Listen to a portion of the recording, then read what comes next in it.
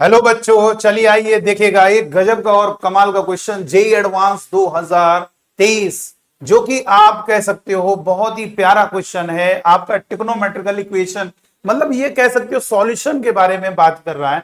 तो आइए देखिए, इनवर्स का कॉन्सेप्ट यूज हो रहा है लेकिन कोई दिक्कत नहीं, आप इस क्वेश्चन को सॉल्व कर सकते हैं। इनवर्स और ट्रिग्नोमेट्री को मिक्स किया है।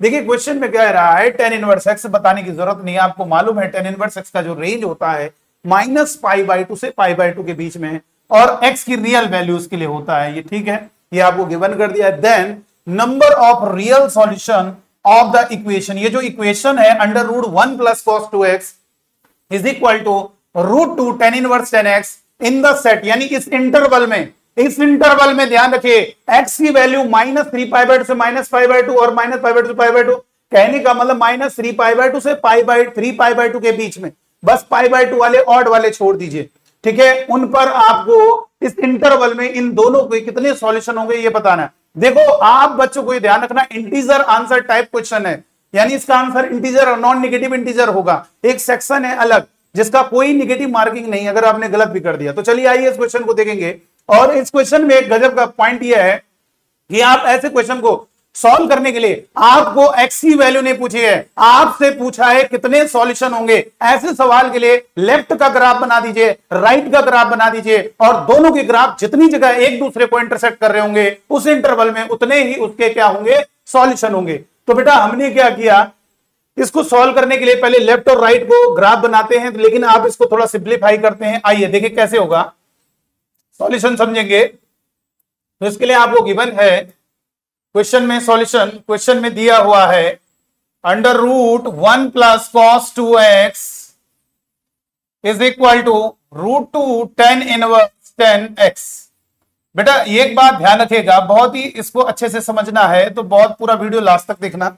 यहां पर आप बच्चों को बता दें, इस बात का जरा ध्यान दीजिए कि 1 + cos 2x हमारा 2 cos स्क्वायर x होता है। बेटा 1 + cos 2x हमारा 2 cos स्क्वायर x होगा। तो लेफ्ट का आप लिखोगे 2 cos स्क्वायर x। और आप बच्चों को एक बात और बता दें, एक बात बेटा ध्यान दीजिए, अंडर रूट के अंदर अगर x स्क्वायर है, x मालूम नहीं क्या है, पॉजिटिव है नेगेटिव है, लेकिन ये ध्यान रखना अंडर रूट जैसे मॉड एक पॉजिटिव नंबर है वैसे ही अंडर रूट भी एक पॉजिटिव नंबर है। अंडर रूट एक्स स्क्वायर आप लिखते हो x, ये रॉन्ग है, इस तरीके से लिखना गलत है। Under root x square is equal to mod x, और मैं 12th तक तो ऐसे ही लिखता है, लेकिन नहीं बेटा अब ये ध्यान रखना जब x की वैल्यू का कोई इंटरवल गिवन हो इस टाइप के सवाल को x से नहीं लिखोगे।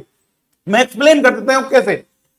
अगर ये चीज ट्रू है, आप x की जगह -3 पुट करोगे, अंडर रूट -3 का स्क्वायर इज इक्वल टू -3, तो आप देखिए under root 9 is equal to -3 which is not possible. इसका मतलब गलत है, अंडर रूट एक्स स्क्वायर लिखना x गलत है। लेकिन अगर इसमें पुट करोगे अंडर रूट -3 का स्क्वायर तो ये होगा -3 का मॉड और यहां पर अंडर रूट 9 और इज इक्वल टू 3 और ये 3 इज इक्वल टू 3। अब ये सही आ रहा है, इसका मतलब ये हुआ कभी भी अंडर रूट के अंदर कोई स्क्वायर है उसको हटाओगे तो मॉड करके लिखना पड़ेगा। तो आइए इसको जरा समझिएगा। यहां पर मेरे बच्चों जरा ध्यान दीजिए, इस बात को जरा पूरा अच्छे से क्लियर करिएगा। यहां पर आपका लेफ्ट साइड में आपने अंडर रूट को हटाया तो ये कितना होगा, √2, इसको लिख दिया जाएगा। यहां पर लेफ्ट साइड में आप लिखोगे √2 और ये होगा मॉड cos x और इज इक्वल टू √2 और ये tan इनवर्स 10x। ये हटा नहीं सकते क्योंकि यहां पर आपको x की जो वैल्यू गिवन है वो कितना गिवन है जरा देखेंगे, -3π/2 से -π/2 यूनियन -π/2 से π/2 और यूनियन π/2 से 3π/2। ये आप देख लीजिए क्वेश्चन में गिवन है, जरा देख लीजिएगा इंटरवल गिवन है। इस इंटरवल तक ही हमें ग्राफ बनाना होगा दोनों का साइड में, क्योंकि आपको सॉल्यूशन थोड़ा बताना है, आपको नंबर ऑफ सॉल्यूशन बनाना है। भैया दोनों के ग्राफ बना दीजिए, लेफ्ट का राइट का, दोनों जगह जितनी जगह दोनों ग्राफ इंटरसेक्ट करेंगे उतने ही सॉल्यूशन होंगे।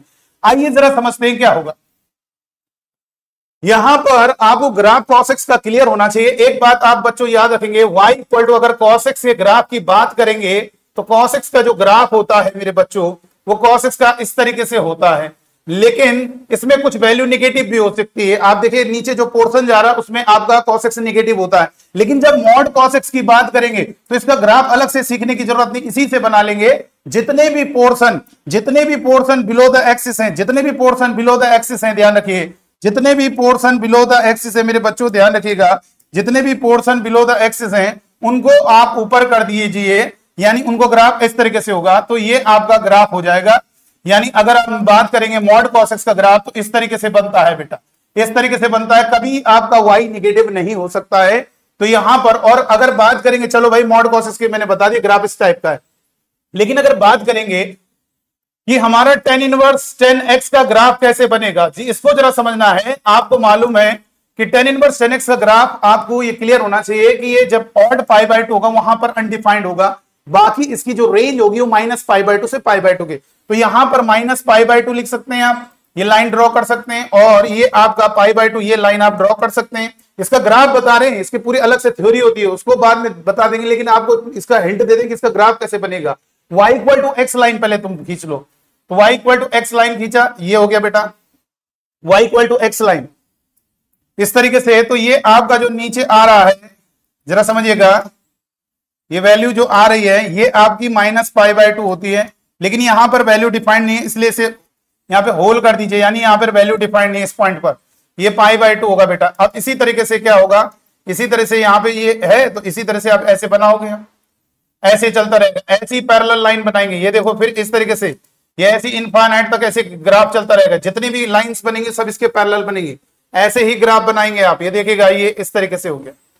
ये आपका किसका ग्राफ होगा, ये आपका ग्राफ होगा किसका, tan इनवर्स tan x का, ये होगा माइनस का 3π/2, ये हमारा -π होता है, 0 होती है ना वैल्यू, और ये हो गया पाई, और ये 0 हो गया, और इधर होगा 2π, इस तरीके से। चलिए आइए अब हम क्वेश्चन पर ध्यान देते हैं, क्वेश्चन में क्या कह रहा है जरा समझो बेटा। क्वेश्चन आपके सामने ये लिखा, ये √2 से √2 कैंसिल कर दीजिए, तो इधर हो जाएगा mod cos x = tan inverse tan x।